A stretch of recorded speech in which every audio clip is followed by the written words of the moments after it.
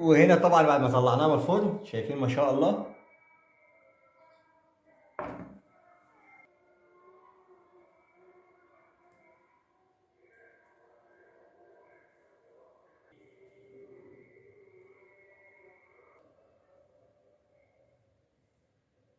النهارده عشان ما نقفش في المطبخ كتير هنعمل وصفة لأوراق الدجاج تطلع معايا سهلة وبسيطة وفي نفس الوقت تديني طعم كويس جدا. هننزل على الطاسة بمعلقتين من السمنة، وبعد كده معايا بصلة اقطعها جوليان كده.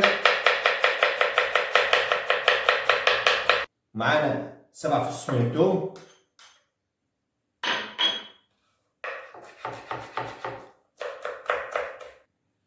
طبعا اوراق الدجاج بتاعتي غسلها ومنضفها كويس، هنزل بيها اديها صدمه.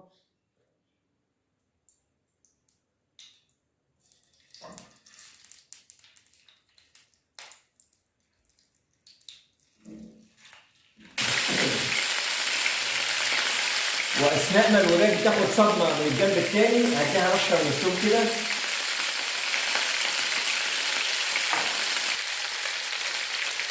ودلوقتي هبدا اطلع الاوراق بتاعتي.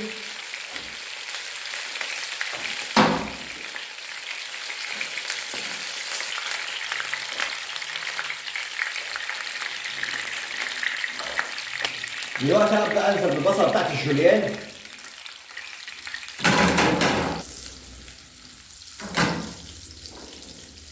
انزل بكميه الثوم، انزل ب2 من اللورة و2 من الليمون و5 من الحبان.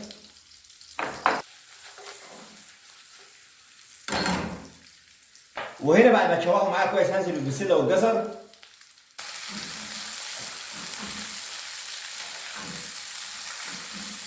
وعندي بطاطسايه متقطعه مكعبات هبدا انزل بيها.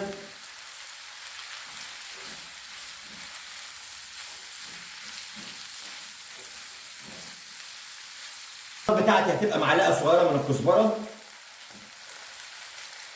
معلقه صغيره من الزعتر، نص معلقه صغيره من الكمون، ربع معلقه صغيره من القرفه، وعندي نص معلقه صغيره من الشطه.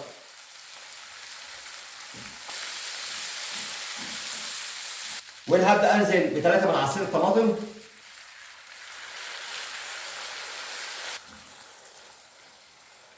هضيف هنا معلقتين صغيرين من الملح. الخضار بتاعي الصوص بتاعي اتسبك كويس، هبدا انزل بكوبايه من الميه السخنه. وهنا طبعا هنبدا نخليه على نار هاديه لمده 10 دقائق.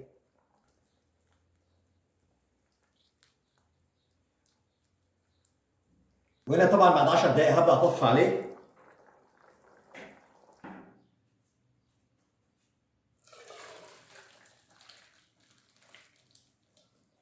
الله الله على الريحه ما شاء الله. طبعا كده لما تدخل معايا الفرن مش هتحتاج منه ميه، خلاص كده كل الميه بتاعتها كده خلاص تمام 100 100. هبدا اخد وراك الدجاج بتاعتي كده،